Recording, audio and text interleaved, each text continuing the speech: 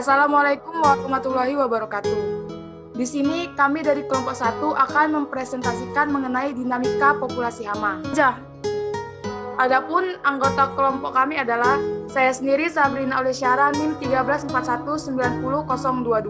Selanjutnya saya Tubagus Rifki Eliza NIM 13417100176. Selanjutnya saya Aprilia Nursa Fitri NIM 134190006. Saya Bima Abdi Prasetyo dengan NIM 134190008. Saya Muhammad Mirza Irwan Munte NIM 134190010. Saya Sartika Sari NIM 1341911. Kemudian saya Fahmi Ardiansyah dengan NIM 134190017. Kemudian saya Egy Rahmat Wicaksono dengan NIM 134190024. Yang pertama itu ada perkembangan populasi hama. Pertumbuhan populasi merupakan suatu proses ekologi yang dapat digambarkan sebagai lintasan. Suatu objek berubah tempat atau berpindah status dari suatu titik ke titik berikutnya. Proses dinamis ini yang menjadikan kajian dalam dinamika populasi. Proses dinamis bekerja pada setiap sistem hayati, mengikuti kaidah-kaidah yang berkaitan dengan perubahan alamiah yang berlangsung menurut dimensi waktu. Selanjutnya, populasi setiap organisme pada ekosistem tidak pernah sama dari waktu ke waktu, tetapi naik turun yang berkisar suatu garis asimtot yang dinamakan kedudukan keseimbangan populasi. Grafik pertumbuhan populasi organisme. Menurut Ale et al. 1995, pertumbuhan populasi organisme terbagi menjadi 5 tingkat, antara lain sebagai berikut. Yang pertama adalah tingkat 1, merupakan periode peningkatan populasi yang tumbuh secara sigmoid. Periode ini terdiri dari 3 tahap, yaitu tahap pembentukan populasi, tahap pertumbuhan secara tepat, dan tahap menuju keseimbangan. Yang kedua adalah tingkat 2, merupakan pencapaian aras atau letak keseimbangan yang merupakan garis asimtot dari kurva sigmoid. Pada tahap ini populasi telah mencapai stabilitas numerik. Setelah tingkat 2 tercapai, kemudian populasi bergejolak sekitar aras keseimbangannya, yaitu pada tingkat 3. Tingkat 3 merupakan tahap oskilasi dan fluktuasi populasi. Oskilasi populasi merupakan penyimpangan populasi sekitar aras keseimbangan secara asimetris, sedangkan fluktuasi merupakan penyimpangan populasi yang tidak simetris. Tingkat 3 ini berjalan dalam waktu yang cukup lama tergantung pada berfungsinya umpan balik negatif yang bekerja pada populasi organisme tersebut. Tingkat 4 yaitu periode penurunan populasi atau periode pertumbuhan negatif, dan tingkat 5 adalah kepunahan populasi.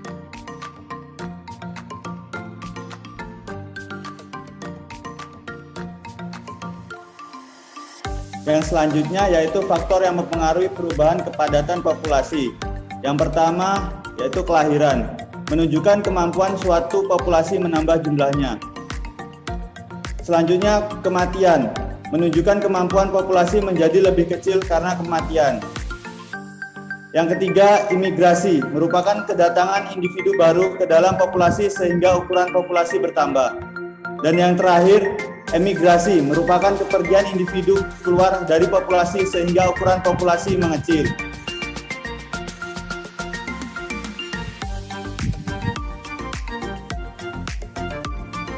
Selanjutnya, menghitung besarnya pertumbuhan populasi.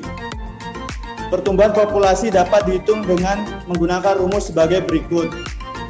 Populasi akhir sama dengan populasi awal, ditambah laju kelahiran dikurang dengan laju kematian. Dapat ditambah dengan imigrasi ataupun dikurang dengan emigrasi. Apabila populasi akhir lebih besar daripada populasi awal, maka terjadilah pertumbuhan positif. Dan sebaliknya, Apabila populasi akhir lebih kecil daripada populasi awal, maka terjadi pertumbuhan yang negatif. Pertumbuhan populasi positif terjadi apabila laju kelahiran dan laju imigrasi lebih besar dibandingkan laju kematian dan laju emigrasi. Serta sebaliknya, terjadi pertumbuhan negatif apabila laju kelahiran dan laju imigrasi lebih kecil dibandingkan dengan laju kematian dan laju emigrasi. Model-model perkembangan populasi yang realistik dibuat berdasarkan keadaan populasi yang sebenarnya dengan mengumpulkan data kerapatan populasi atau jumlah individu dalam populasi untuk waktu tertentu. Pengamatan akan mencakup berbagai umur yang dibagi dalam selang waktu tertentu. Hasil pengamatan dicatat dalam sebuah tabel yang dalam kajian dinamika populasi disebut neraca kehidupan atau tabel hidup, life table. Tabel hidup bermanfaat mengkalkulasi berbagai aspek statistik yang merupakan informasi populasi seperti kelahiran atau natalitas, kematian atau mortalitas, dan peluang untuk hidup atau berkembang biak atau survivalship. Data pengamatan serta statistik yang diturunkan dari data tersebut dapatlah dilakukan aproksimasi untuk berbagai parameter perilaku perkembangan populasi.